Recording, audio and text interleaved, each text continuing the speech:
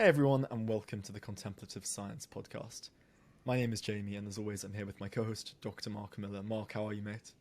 Good morning, Jamie. I'm very good, thank you very much.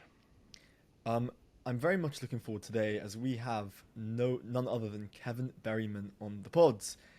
Kevin is a PhD candidate at Monash University. He looks at the moral psychology of contemplative practice and selfless experience, and moral information.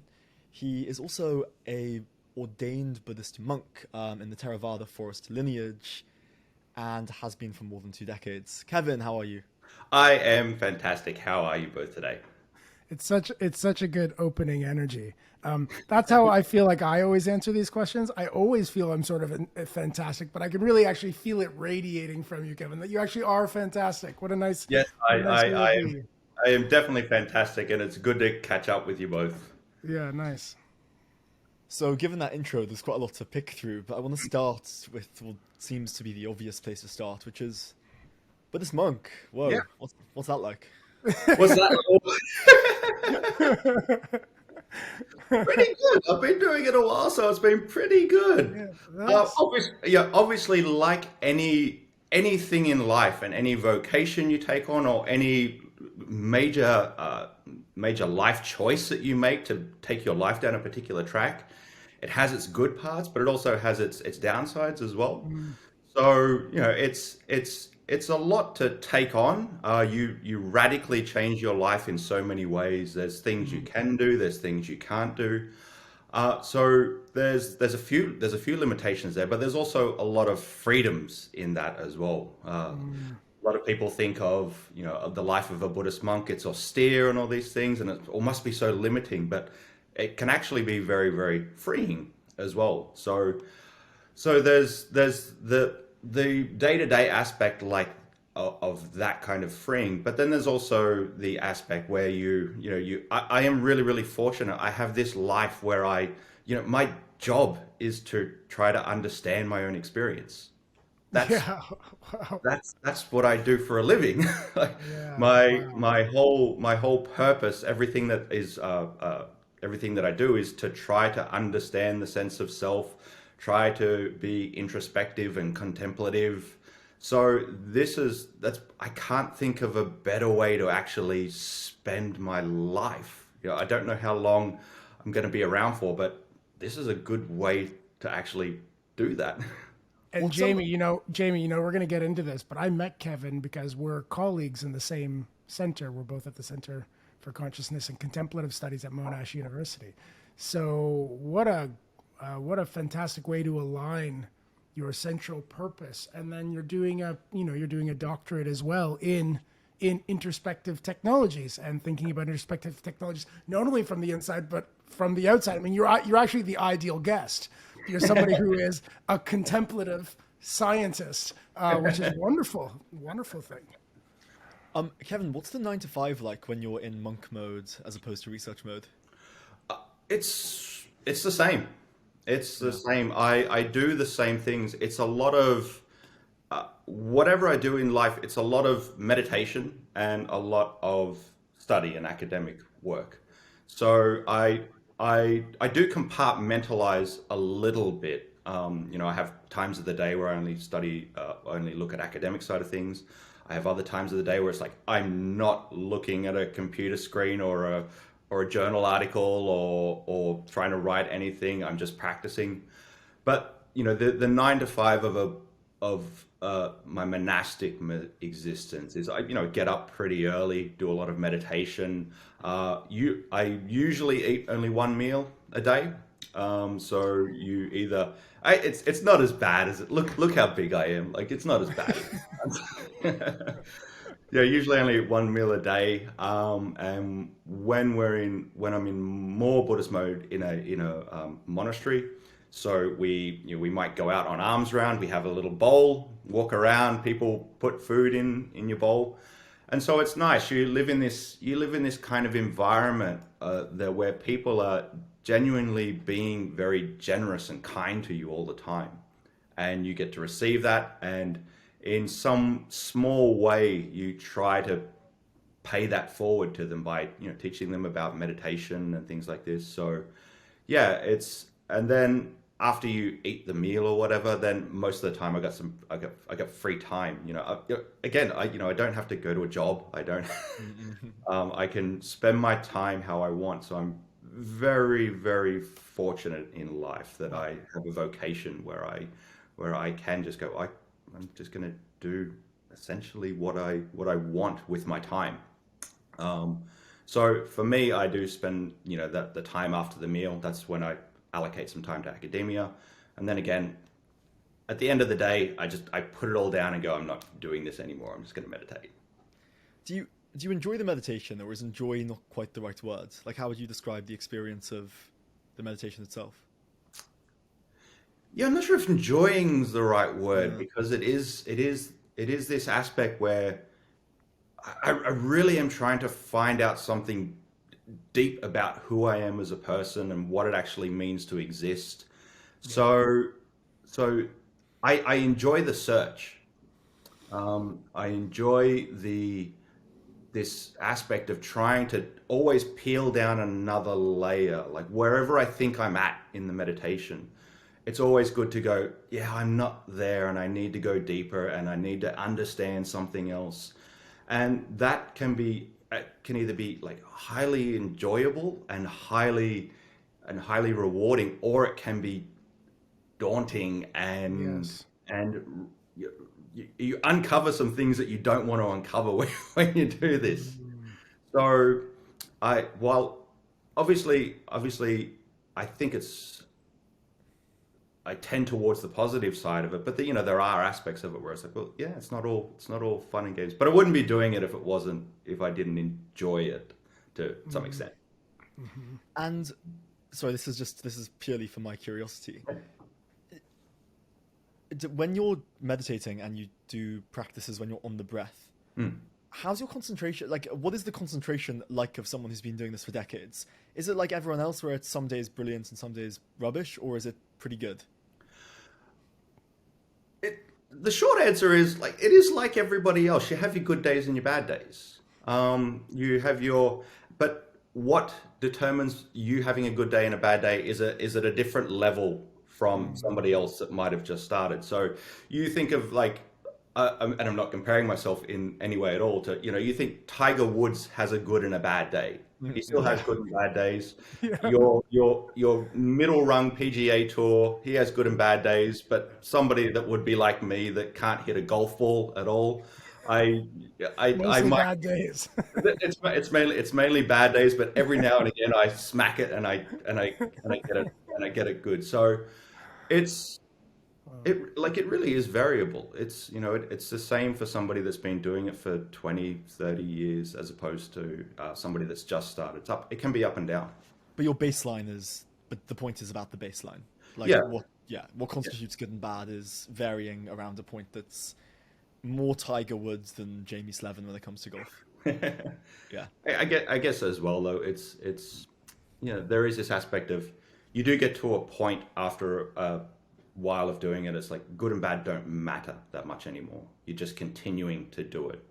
If one day, if it's not so great, that's fine. This is a part of understanding the mind. If another day it is really good, it's like, well, this is fine as well. This is just another way to understand the mind.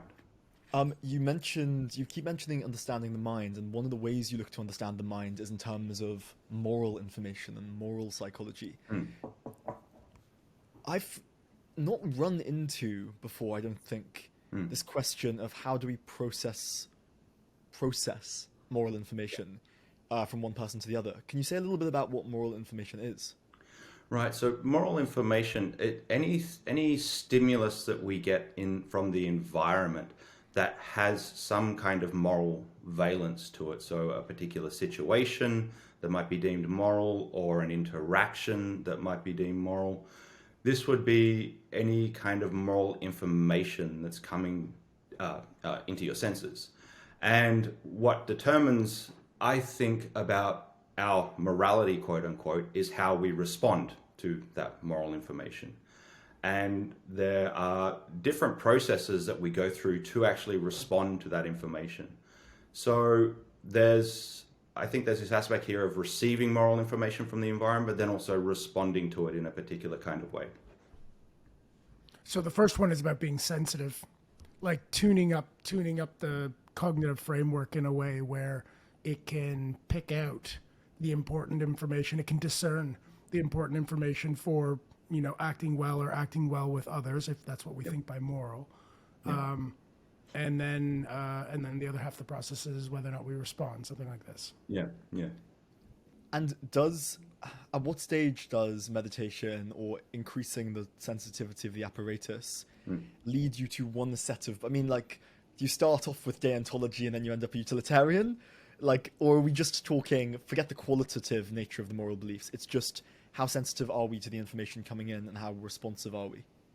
Yeah, so this is the crux of what I really love looking at, and I find really, really interesting, of this underlying assumption that if you practice meditation, that somehow it's going to make you more moral in some kind of way, or somehow it's going to make you a better person in some way.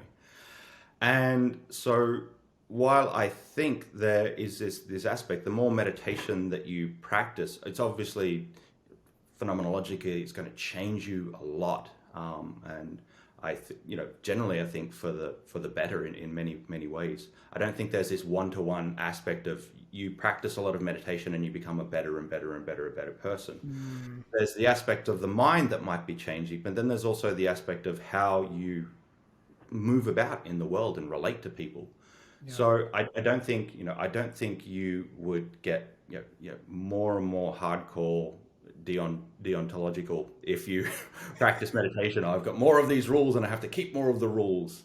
I think it's going to change the way that you morally relate to the world, and the particular kind of practice that you do, that might have a strong influence on it, but it's not necessarily the fact that one kind of practice will make you more moral and another one will make you less moral. It sounds like there's an analogy here of if you go to the gym, your muscles get bigger and you're more sensitive, perhaps. You can lift higher weights, but it's not obvious that makes you better at using your muscles. Yeah, yeah. Yeah.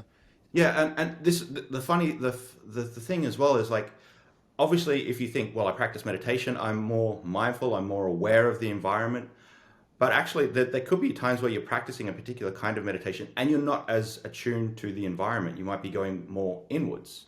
So you're actually not as responsive to the feelings of others or the cues in the environment where you might go, well, this could potentially hurt someone, or if I say this could harm someone. Because you do maybe go inwards a little bit more. So yeah, it's a tricky one to answer. I'm interested in the science here. How can you test the sensitivity of the rate or efficacy or whatever the hell of processing moral information? So I think there's a variety of ways that you can do this. You can look at these different components of what makes us a moral individual in some way. So things like our moral motivations, our moral judgments, our moral decisions that we make, the kind of moral emotions that we feel, the kind of moral behaviors that we might perform, this felt sense of responsibility for our actions. If we look at these different component processes from an empirical perspective and measure those individually, then you can actually start to build a bit of a picture of what a particular intervention might be doing to somebody's morality. And while I love moral psychology, I love the science of morality, but I also think it tends to look at things in a very isolated manner. It just looks at a moral judgment, or it just looks at a moral behavior.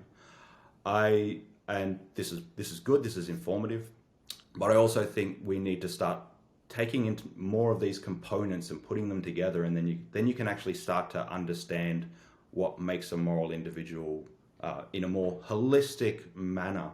And if you can do that, then you can really start to say, well, if you're looking at something like meditation's influence on morality, you can start to see, well, this kind of meditation is influencing all these different component processes of our morality in different ways, because we're measuring moral judgments through a moral dilemma or something, or we're measuring moral behavior through some sort of retaliatory paradigm where you interact with someone and do you act aggressively or you don't act aggressively. So I think if we build a lot of these components together, we actually get a better idea of how the morality of someone. And just to specifically answer your question of, how can you test if people are more aware of they're more sensitive to the moral environment? There is things where there's ways that you can test for one's moral awareness. How quickly are you picking up from stimulus in the environment? How quickly are you responding to some kind of moral situation? Do you realize it's a moral situation or not?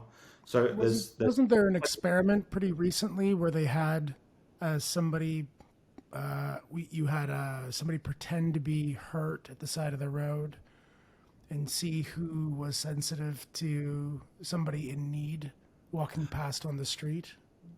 Yeah, that's sort of the bystander effect. Exactly. Yeah. Yeah, and they've been running those kinds of experiments for a long time. And yeah, exactly. Yeah, and I think, and I love these kind of real world ways to test these things as well. But are you specifically speaking about a study that did that with meditation or something? I can't remember just now. I know I just saw it, but I can't put my hands on it. But there's one way you could be testing sensitivities in some way, perhaps. See whether or not people are actually, is it even in your awareness that somebody's in need near you? Yeah. Yeah, the interesting undercurrent here too is that there's this question of what do we actually, as you say, perceive as ethical issues at the start. I mean, like, you quite often see in TV and culture, you'll have people with different priorities in narratives. You'll have someone will see the same issue as a business problem, and someone else will see it as an ethical problem. And I guess one of the interesting questions here is, to what degree does meditation increase your lens or lean you towards seeing things that aren't necessarily obvious moral problems, like the guy at the side of the road? Yeah. But who knows? I can't help but think about like opioids and pharmaceuticals in the States, where you can clearly see that as an ethical problem, and probably you do primarily. But equally, like, the reason it's going is because someone's gone and seen it as a business problem. Yeah. Yeah, and that's a really, really good question. And we're getting into a normative area here, and it's obviously you look through different cultures, different individuals, different upbringings. They have a different normative standard. So this is a lot harder to pass apart. Where I think that maybe at least meditation might help this in some kind of way is that you start to maybe understand a little bit more about, if I move in the world in this way, in this particular way, there is some kind of maybe harm that comes to my own thoughts, my own speech, my own action. When I do these things, there is it impacts me negatively in some way. I don't want to be impacted negatively in some way. I want to calm my mind. I want to still my mind. So I think one could maybe tune up a little bit towards these, something that could be perceived as more of a moral issue. And then, sorry, go on, Mark. Yeah. No, I was just going to say, I mean, like, I know that this is still too much of a cartoon to capture the whole thing. This is a big topic, the idea of morality and mindfulness and morality. But I do really appreciate this bottom-up grassroots depiction you just gave there. In part, I think lots of people would feel good about thinking about, an entranceway into thinking about morality in their life if they don't think about this very much. To be thinking about it from this bottom-up way, you become more mindful of your own interactions with the world. You become more mindful of your own responses to the world. You start becoming more mindful of your interactions with the world, and then you watch. And when it makes the world a little worse and makes you a little worse, those are things that you should maybe reflect on giving up or altering in some way. And where you see positive impacts, where you see that this helped me feel better, like honestly, like flourishing, and other people in my life are beginning to flourish. Those are the kinds of things maybe you pay attention to and say, turn the volume up a little bit more. Now you have this sort of from the bottom up, moral intelligence is beginning to grow just from paying attention. Yeah. And it really, the more you notice it within yourself, the more it actually moves out onto other people as well. It's like, then I realize now that saying something in this way or doing something in this way, it does impact them. It does Yeah. impact this person. So yeah, this is where I think meditation actually does help in some kind of way. But again, it's not like a one-to-one thing. Not everyone that meditates will get that more. Yeah, it's a bit of an unfortunate thing. So this is why I do think that along with some kind of meditative practice, we do actually need to actively reflect on our ethical standards and our ethical impact on the world. It's not just something like, I'm going to do more mindfulness, I'm going to get better. I really do actually think you need to reflect on it quite a lot and think about it Yeah. quite a lot.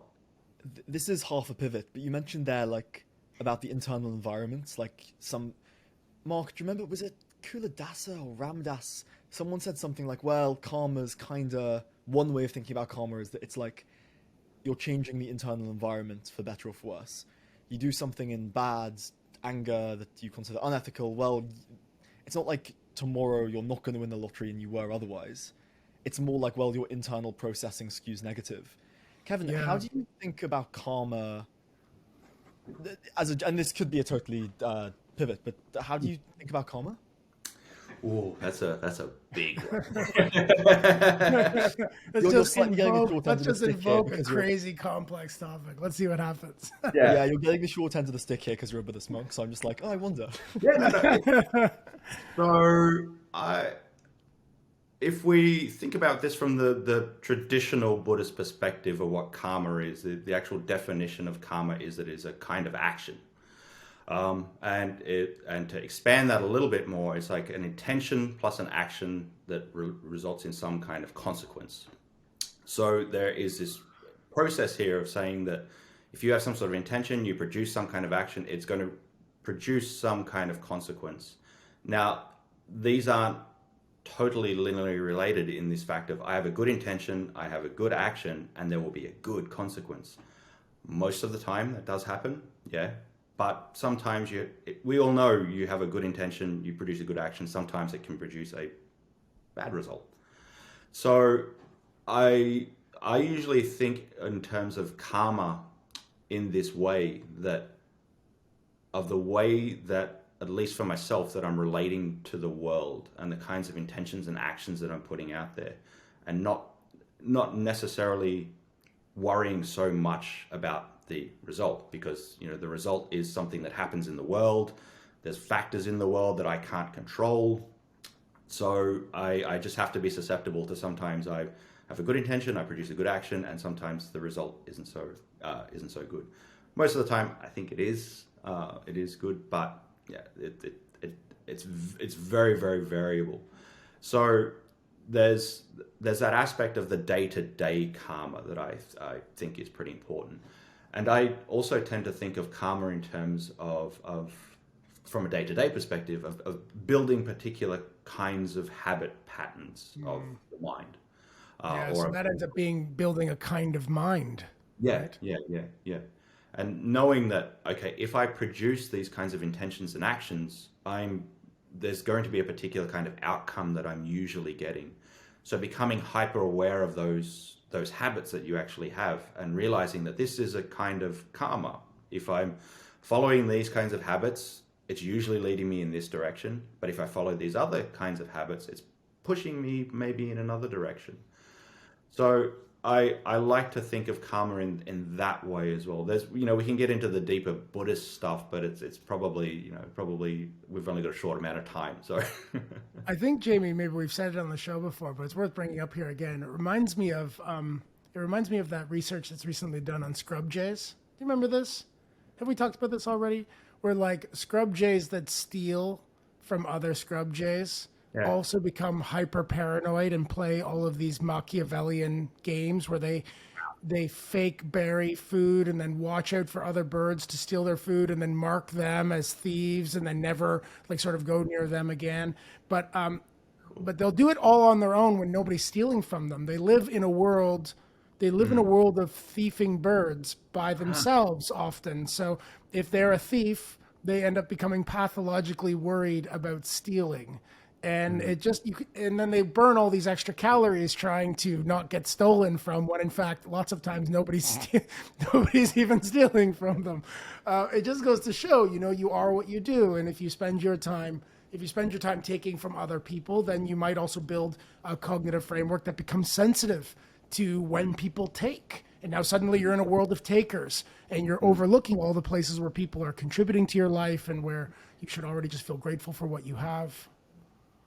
There's an anecdote in Outliers by Malcolm Gladwell where, and I'm not going to remember all the details here, but they try and predict using ancestry whether these American graduates were Scottish or Welsh ancestry on the basis of how they reacted in like anger tests. And the idea was you could be predictive on the basis that in Scotland, the agriculture wasn't good enough for crops, so it was animals and livestock, so everyone fought with each other. You had to be very protective.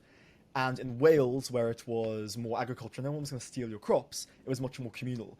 And without it weighing in on the nurture-nature stuff, it basically said by hook or by crook, the internal conditions, even these kids were in Atlanta in the 90s and were not Scottish or Welsh in practical terms, they could still be predictive. And Mark, when you're talking there around like, well, you create an internal environment and then that kind of changes what world you live in. It was just interesting that if memory serves, there's a physiology that goes along with that. Wow, fascinating. I think there's a nice book by Robert Sapolsky as well called Behave, and he talks about sort of the evolution of our genes, our particular the way our brains are made up, the way we're hardwired, and this is over countless eons of evolution. This has made us into the person that we are now, and it's essentially it's all just chemicals. And we react in the particular kind of way we do because of the particular makeup we actually have. And I love this book. I love this, and I love the thesis here. But there's also this nice tie to karma in this as well. Is that there's a particular kind of build-up that you have over lifetimes that has made you into the person that you are now. And some of this you control, some of this you don't. A lot of this you don't really control. So if we're thinking of karma in this kind of multi-life thing, I like to think of it in this kind of way as well. It's like there's all these different causes and conditions that have made you who you are now. And it's biology, it's environment, it's all these kinds of things. So I love to think of it in this way as well. Yeah, nice. Kevin, just before we move it to self stuff, there's a question I wanted to ask, which was, I met Mark up in Edinburgh in Scotland, and I went to go see these Christian monks, I forget the church, an hour outside Edinburgh. And these guys hadn't left the 10-acre thing for like 60 years. Like a couple of them rocked up the week after D-Day. Anyway, they were all like 97, 105, and they were like sharp. Yeah. They seemed like 65. Yeah.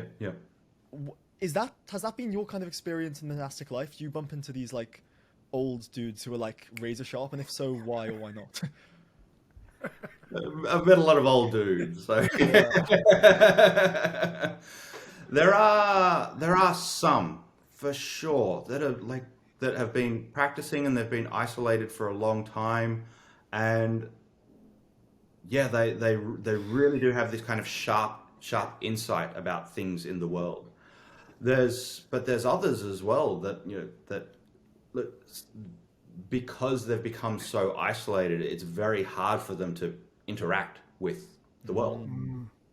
So there's a bit of a paralysis there sometimes. Somebody asks a question and it's like, so yeah, I think somebody that's well practiced, they are sharp in a particular kind of way of understanding something about the mind, but maybe sometimes not so sharp about recalling a fact from history or something like that. So yeah. Also, I just referencing something you said earlier, if you're there meditating, trying to like work out who you are, and then someone knocks on the door and says, hey, do you know what time the library's open? Yeah, it's a bit of a code switch. I don't know anything about libraries. I don't know at all what you're saying. yeah. People ask me questions about politics. I'm like, no idea, absolutely no idea. Yeah, it's sort of not your gig though, is it? Like, as a Buddhist monk, particularly. Okay, so I wanted to talk about selfless experience because you wrote something really cool in Psyche. But before we get into that, I just want to get to the assumptions and the language around it. Yeah. So, in Buddhism and on this podcast, we've discussed the self a few times. Yep. So it's something listeners might be familiar with. But in the context of everyday life, people are making assumptions about the self that are totally unchallenged. What on earth do you mean by the self, and what would it mean in some ways to be selfless? Yeah. You've asked me, what's karma, and now what's the self? Yeah. Yeah. What is morality? What is karma? What is the self? Yeah. These are all the topics you're not supposed to say on a first date, right? Yeah, You don't bring these topics up on a first date. They just ruin people's relationships. But here, they flourish because of these questions. It's nice. Well, So my understanding of the self is there is this first person perspective that we have and that we feel is, you could say, the center of our identity. And this is the thing that carries along with us throughout our life. This feeling of, inside, I'm me to some extent. I'm Kevin to some extent. So I think there's this feeling of being some kind of agent in the world, and this agent in some way we know that it's changing, it's evolving, it's moving, but at a core it's like there's something that still makes me me. So when I think about the self, it's that feeling of being an internal agent that I usually think about. And by internal agent, you kind of mean the guy behind your eyes, because I kind of think, Yeah. I live here. If I identify on the body where I live, it's probably there. Yeah, exactly. Yeah. That kind of, you close your eyes, and it's like whoever's left there behind this space behind your eyes that keeps talking to me and feeling these things, this individual. I'm asking this only slightly in an intentionally stupid way. But what's the buzz? Like, why are we looking to dislodge this? Like, what's so great about dislodging the self? So dislodging it, that's a harsh term. It's like, do you really want to dislodge the thing? But I understand where you're going with this. So I think at least the way I relate to something like this, it's not dislodging it in some kind of sense, because if I dislodge it, I lose all my memories. I forget who my mum is, and I don't want to forget who my mum is, obviously. Yeah. But what I do want to understand about it is that this thing that I really hold dear, it's something that keeps changing. It's a process that keeps moving, and the more I identify with it, this is something that gives me obviously a lot of happiness, but it also can give me a lot of discomfort as well. So seeing that this thing that I usually identify as me, this thing that might get attacked and I get hurt because somebody attacks it, seeing that this thing is just a process, and there's something that I shouldn't be so beholden to, and that it is just something that appears out of nowhere. Seeing through this kind of illusoriness of the solidarity of it, I think gives a kind of freedom to not react and respond so much when we're faced with things in the world. Yeah. Right. I think I've heard this described in similar terms, where if you are super attached to the idea of you as a self, well, then everything happens to you. Yeah. But as that loosens up a little bit, then the pointiest bits of the narrative of your own life are sort of viewed through a slightly different lens. For sure. Yeah. You spoke about on the journey to selflessness, or rather you questioned whether there was a journey. Like, is this a specific direct path, or is this something different? Can you explain the question or the conflict between those two views? Yeah. So at least in the Psych article, what I was speaking a lot about was these very powerful, transcendent, spiritual, for want of a better word, an awakening experience that are these very, very powerful insights that we might have. Sometimes those experiences might be into selflessness, that there is no self there. Sometimes it might be a unification with something bigger. It might be an experience where you feel a unity with the divine or something like that. So those kinds of very, very powerful experiences, I guess if you're looking at this from a Buddhist lens, a lot of the time it is moving towards selflessness, or it is moving towards stillness. If you're looking at this from another kind of framework, it might be producing a different kind of state. But so to answer the question specifically, well, is it a specific like journey? Is it a specific path, or is it something else? This is where I love the sort of plurality of the path. It's like there's many different ways that people can access these things. And so there's no set kind of, you need to meditate in a Buddhist manner, do these specific practices, and you get to goal X. There's many different ways that we can access this. There's many different ways we can access these kinds of states. There's many different ways we can access these understandings. And sort of part of the thrust of the article is that sometimes it seems like such a good thing to do, and it seems like it'd be so blissful, and it's like, yeah, I'm going to be in a cave and I'm going to be meditating and everything's going to be great. But sometimes it can get a little bit hairy. Sometimes you can get lost. Sometimes you can get self-deluded, believe that you've got something and that you don't have. So sometimes it can be this kind of use the analogy of drifting in an ocean, as opposed to being this specific path that you're following. So delving into one's own existence, it's the whole landscape that colors everything. So whatever you're experiencing, you're thinking is actually is true and right. And so it's hard to actually get behind that and get under that to some extent and realize, oh, well, there's something more, or maybe I'm interpreting this in a really, really in the wrong kind of manner. So yeah, I think on the journey or whatever to selflessness, there can be a lot of pitfalls. There can be a lot of mistakes. There can be a lot of misunderstandings. So that's why it's really important to bounce your practice off other people. See how your practice is actually changing how you interact with the world in some way. Is it actually moving towards something where you are becoming a more flourishing individual and helping others flourish as well? Yeah. So yeah, there can be pitfalls, and you just have to watch out for the pitfalls, but try to move it in this way where it's moving towards a positive. Kevin, before we finish up, what for a listener who is listening and is looking for some practical edge that they can start in some small way integrating into their life, what would you say to that listener? About the self? About practice, about anything you've picked up along the way. Man, you asked a big question. It's awesome. I love it. This is the perfect way for me to start the day. So yeah, some practical things.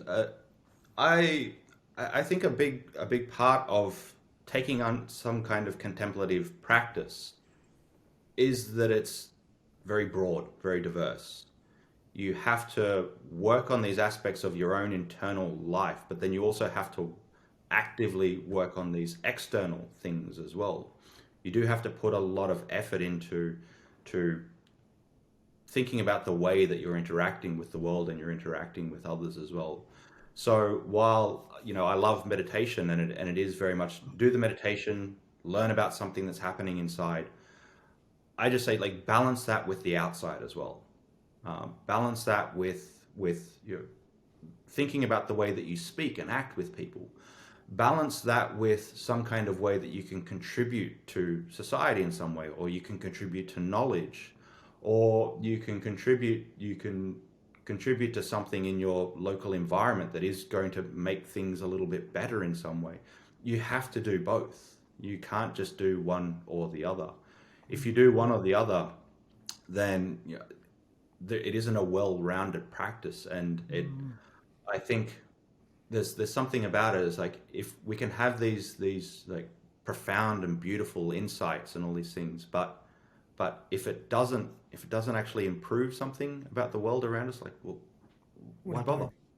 Yeah. Why bother? What are you actually doing this for? So yeah, I really do think there needs to be a balance between the internal and external, and we need to work on both as much as we work on the other one. Yeah. Kevin, thank you so much for coming on. That was a lot of fun. Really fun. Thanks, Jeremy. Thanks, Mark. It's been so nice to actually like chat to you about these things. I really enjoyed this conversation. This has been the Contemplative Science Podcast. I hope really that you enjoyed listening to that half as much as we enjoyed recording it. Kevin, thank you so much. Thanks. I'm really looking forward to seeing where the research goes.